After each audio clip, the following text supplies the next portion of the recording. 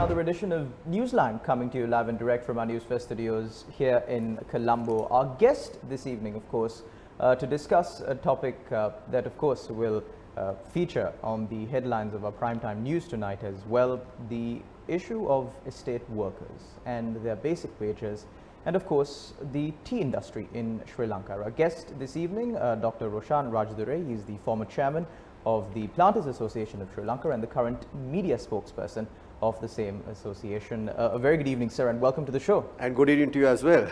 Doctor, the biggest news item today is the protest that was staged by the estate workers. It was a hartal movement where shops closed down, not only in Nuwara and that region, but also certain areas in Colombo as well, staged their protest, demanding for something that was promised by the government in the 2021 budget proposal that was presented in November and also approved by Parliament. 1,000 rupee daily wage for estate employees.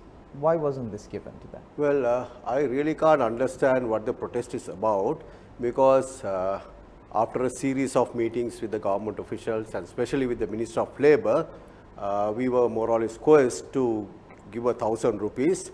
And at the last meeting of the CEOs with the Labour Minister, we acceded to his request and we made up the 1,000 rupees plus the 108 rupees EPF ETF. So it's becoming 1,108 after a lot of debate and after a lot of justification on our side that it was not affordable. It's not that we are unwilling, it's about our incapacity or incapability to pay such a wage.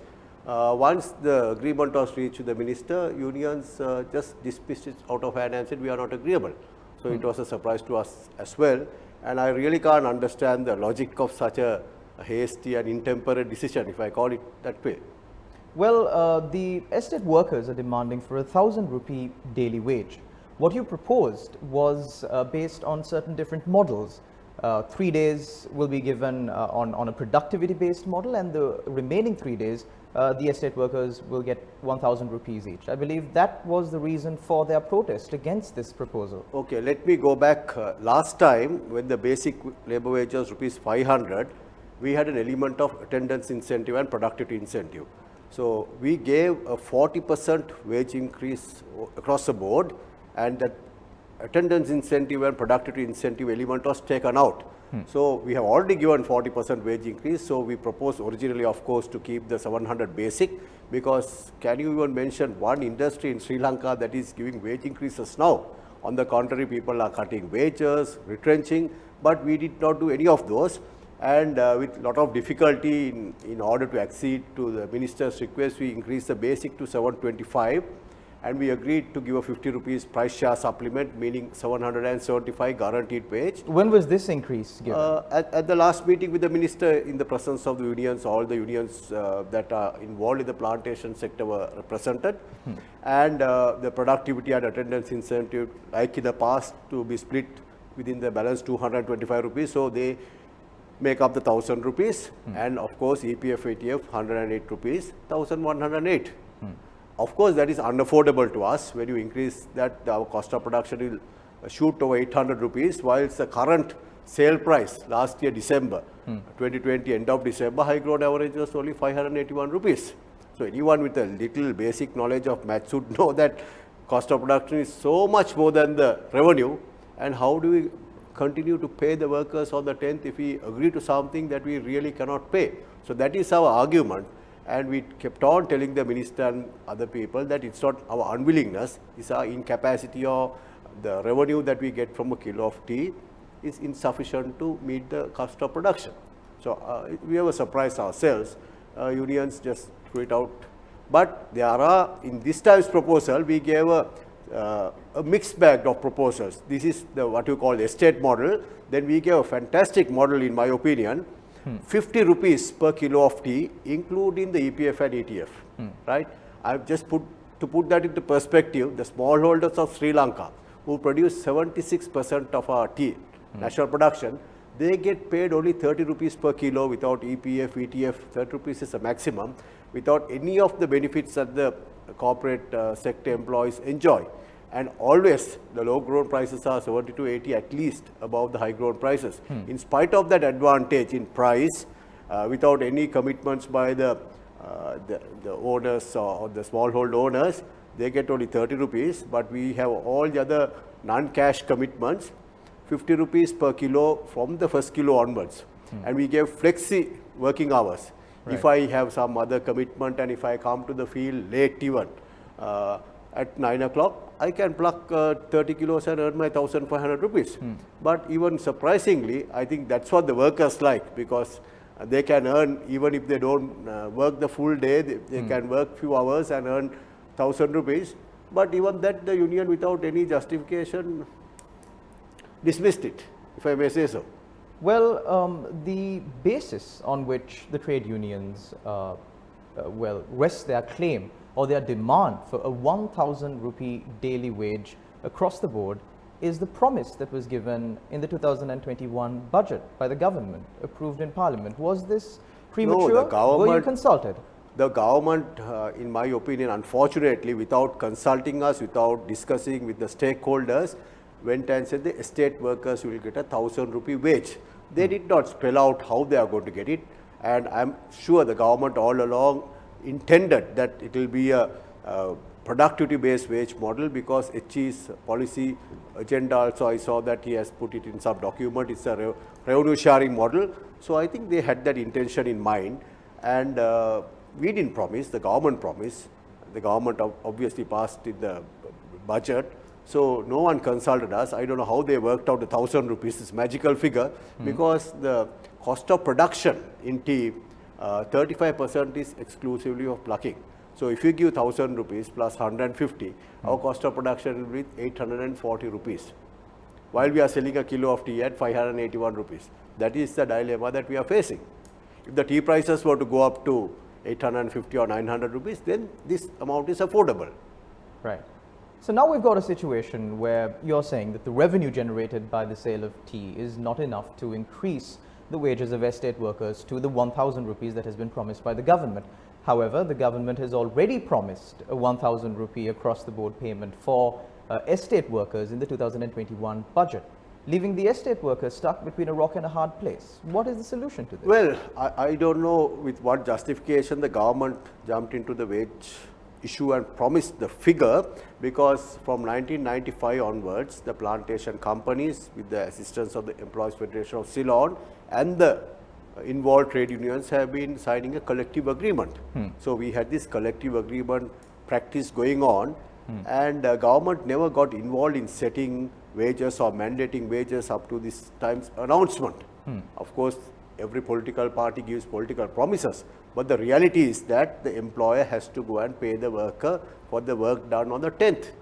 So that is the reason that we have quite rightly resisted or rejected this amount, because we cannot afford to pay. It's a matter of affordability.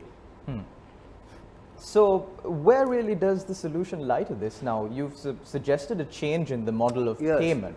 What is really wrong with this model of payment that is currently being implemented? No, the current model that we have is a colonial model initiated by the British in the 1870s. It's an attendance-based model, right? It's a highly regimented corporate model that was far better suited for colonial time, because up till about 1950s, the British managed the tea plantations, where the workers were under strict regime of management control. The manager at that time had absolute control over their terms of employment. I recall even when I started planting in 1983 under JDB time, the workers were more or less forced to or compelled, because of other reasons, to give their labor to estate work. And apart from that, a lot of people forget that during the British Raj, they have absolute control of the supply chain of tea.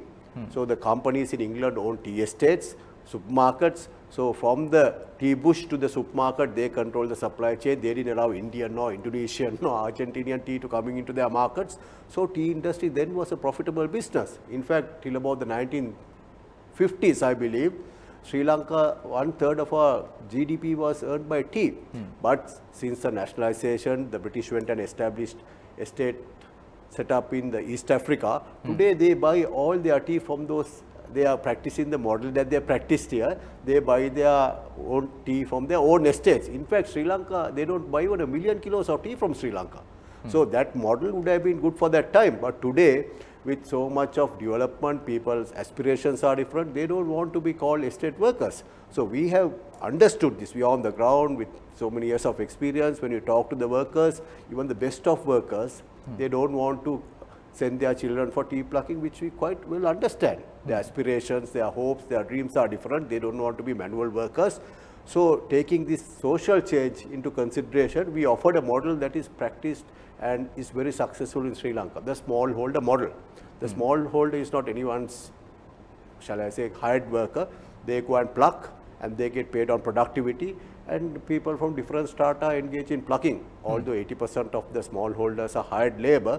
So we have offered a model that enhances and improves the dignity of the workers. We call it different names. You can call it cash plucking, revenue share, but basically it's a flexi work system where the workers go and pluck on their own. I'm sure that with 150 years of experience, they can manage to work by themselves without that absolute supervision that we have, and we paid on output. In fact, just to place on record, when we privatized in 1992, we had 327,000 workers, which has now come down to about 125,000 workers, 2018 figures. So how do you think we managed to get almost the same crop with almost 1/3 of the workers? Because our planters have been very innovative, they are very adaptive, and they have initiated different mechanisms like revenue share plucking, or outgrow model, or cash plucking, and got the crop in different models. And I can show you, I have enough. In fact, I challenged the Labour Minister also. I said, he's a Labour Minister, you can go and see the numbers. Workers are plucking, getting 35,000 rupees, are productive workers. So we want to support women who are the pluckers basically, and give them a higher wage and not stick to the age-old, 150-year-old attendance-based model, because it doesn't motivate, it doesn't inspire. Because they work for 8 hours and pluck 18 kilos. They surely can pluck more. If you give a model that encourages, that sort of inspires them to work more and earn more. Well, Doctor, we will continue our discussion after this short commercial break. We're in discussion with Dr. Roshan Rajadurai, the media spokesperson of the Sri Lanka Planters Association. Don't go anywhere. You're watching Newsline Live. We'll be right back. Newsfirst, Newsline. Welcome back. You're watching Newsline Live. We're in discussion with Dr. Roshan Rajadurai, the former chairman of the Ceylon Planters Association and the current media spokesperson of this association. Doctor, you were speaking about this. We were speaking about, of course, the wage model for the estate workers, and which has given rise to protests in those areas today, a Hartal movement in areas including Nuwara. Now, Doctor, you said that nobody is really asking for a wage increase during this COVID-19 period, because of course industries are down, the revenue is down, movement of people is limited. How much did the tea industry really suffer due to COVID-19? Actually, that's an excellent point that you brought up, because in Sri Lanka, ours is the one and only industry that maintained normalcy right throughout the COVID period. From March, we had a 3-day break when the government declared curfew. From the 4th day onwards, we started. Actually, it's to the credit Auctions were held online. Auctions were held online. We did not reduce wages. We did not retrench workers. In fact, we invested more in spending, in looking after and following all the health guidelines, to the effect that we didn't have a single COVID case with a 1 million population living in those areas. And it is to the credit of our managers, because they need not have, but all our planters, they went out, took curfew passes. There was curfew. They went to the cooperatives, met the health officials, police officials, arranged curfew passes, arranged food. And ours is the only industry that every worker got a food pack, so that it sort of prevented them from going to bazaars and gathering. That necessity was not there. We looked after the workers up to about September, till the situation stabilized, without a single COVID patient. It is really to the credit of the planters. They could have waited like everybody else and protected themselves, but they took a great risk and went out, walked and talked and moved among workers, went to towns and ensured that no one went hungry. In fact, we gave advances, we paid salaries on time, advances on time. Everything was working normally on the plantations. We transported the tea. Workers listened to the managers. they listened, they obeyed, and that's why they were kept safe. And after the COVID, within 3 days, we were up and running, and the tea sector downstream, the auctions were on electronic, and somehow or other the packers in Colombo organized themselves, sent a tea out, and we brought in much required foreign exchange.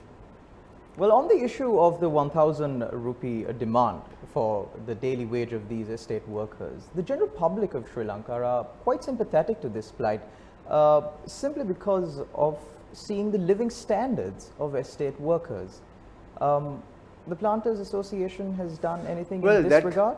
That is a very popular myth, because if you look at, I am not quoting my figures, if you look at the figures from the Household Income and Expenditure Survey, the poverty head count in Nuwara Eliya is a prime planting district, is far better than 9 other districts in Sri Lanka. In fact, Kandy poverty head count is 6.2 and Nuwara Eliya at 6.6, and almost 70% of the Nuwara Eliya population is RPC populations.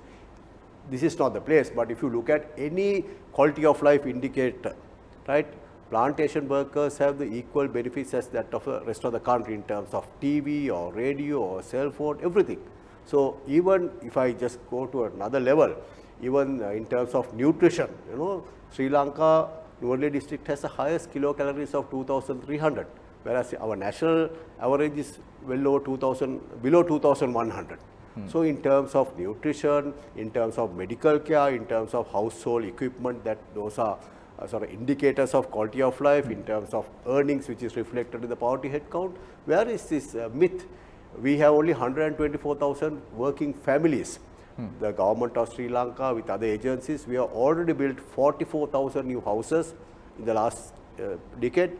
The last few years, and upgraded 111,000 line rooms, because these are legacy that we inherited, and our workers are looked after. The issue is we have 1 million plantation population resident within our company estates, but only 125,000 people contribute their labor to the plantation operation. So it's a huge social cost in terms of health, welfare, sanitation, and other management to look after the non-working population. Dr. Rajadurai, if these estate workers are treated as well as you said right now, what do you think is the reason behind their protests and demands for more? Well, in my experience, the estate workers, the dignity issue, I don't think anyone likes to continue in manual work environment. So I think we need to empower the estate workers and give them a different perspective in terms of, that is why we want them to be block owners or sharecroppers or whatever name we call it, move away from this attendance-based, highly regimented, strict management control system.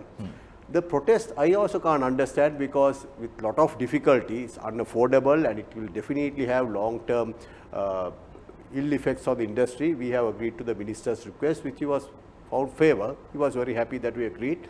But having discussed and come to a finality, the union said we are not interested, so obviously it has to go to the wages board. So this matter is now before the wages board, and it will take its own time. There is a protocol, a system that the wages are decided at the wages board. We'll follow through that. Well, there has always been a political element when it comes to dealing with estate workers, and specifically their wages. How far do you think this political factor has played a key role in? Well, not really. Since privatization in 1992, for the first 10 years or so, there was little interference, of course, because of the political vote base, because the trade union is also a political party. It's the unique situation in the plantations, which you don't find in any other industry. The political party equals trade union equals political party. So obviously there is an element of politics there. But since about the 1994, the government got involved in the wage matter and indirect pressure. So then the workers and the trade unions depended more on the government to put pressure on the companies to give wages, not in keeping with any sort of a productivity improvement or industry improvement. A good case in point is other countries. Even in India, they had this daily wage system, but everybody has migrated to a productivity-based wage. In Kenya, in every other country in the world, tea plantation sector has moved to a productivity-based. There's a minimum wage, of course, so that the workers' rights and their earnings are guaranteed. But beyond that, they have instituted a productivity-based system. Even today in India, in Assam, which produces about 600 million kilos, their salary is 175 Indian rupees. whatever way you convert, it's about 450 rupees. To qualify, they have to pluck 35 kilos. And the 36th kilo, they get only 1 rupee and 5 cents, whereas 19th kilo in Sri Lanka, we are paying 40 rupees. So whether we like it or not, 95% of our tea is exported, and our prices are dependent at the auctions. We have absolutely no control. We have to sell whatever the price, asking price. So here's an industry where we do not have the control of the selling price, and labor wage cost is 67% of our cost of production. Whatever efficiencies, improvement we'll do, that part is there, 67%. So if somebody else mandates a wage without any link to productivity, then the cost is also beyond our control. So this is a very funny industry where the managers of the industry have no control over the revenue, neither the cost.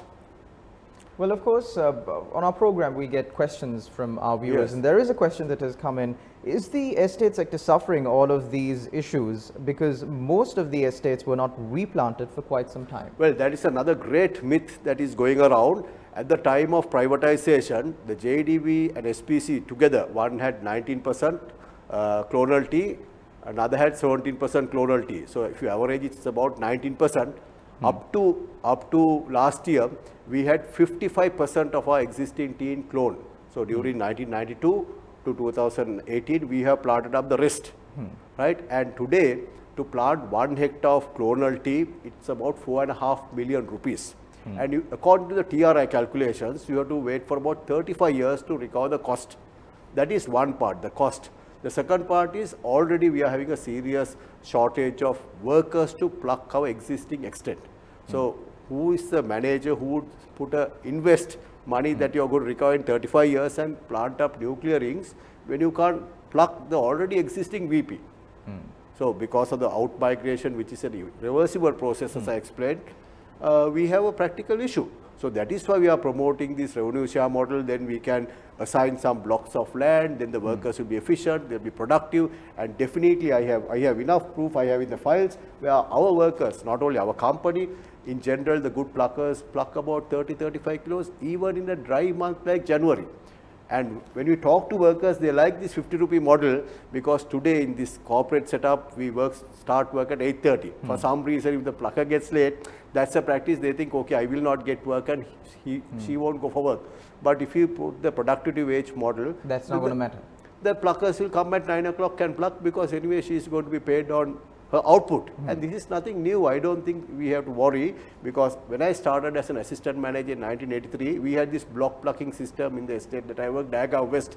So the pluckers go a little early to the field before the sun comes up. They pluck about 40 kilos by 2 o'clock. Of course, people who have children, they go a little late, but they bring 40 kilos. But somehow at that time, the unions put so much of pressure and broke that system. They said all the pluckers should be in a gang. So then the output of the gang will depend on the output of the lowest plucker because there's peer pressure, you understand. They would not allow anyone to pluck more. So the way out of this, to give an opportunity for the workers to earn more, is to break this 150-year colonial model. And as a professional manager... Doctor, we're in the final minute of the show. Yeah. There is one question that I really need to get an answer for you from. The trade unions today allege that there are plans afoot to sell these privatized tea estates to foreign companies. And in specific, they mentioned the Adani Group, which is currently embroiled in some controversy in India with regarding to the reforms in farm laws. And there are massive protests in India. Is this true? Well, few people from the press spoke to me, but honestly, personally, I have no information of that. But if that were to happen, because we are all listed in the stock exchange, these are listed companies, there are shares. If one company decides to sell out, well, it's a decision of that company. But if that were to happen, that will sound the death knell to an already declining industry. Thank you very much, Dr. Roshan Rajadurai, for joining us on our show. He's, of course, the media spokesperson of the Ceylon Planters Association and also former chairman of the Sri Lanka Planters Association. Of course, we here hope that this issue between the Ceylon Planters Association and the estate workers can come to an amicable settlement because, of course, the tea industry in Sri Lanka is one of the most important industries that we do have in our country. Thank you very much, Doctor, for attending this show. And also, thank you very much to all our viewers out there for tuning in. As usual, we will see you again, same time, same place, but on Monday. Until then, take care and God bless. Thank you. Bless you.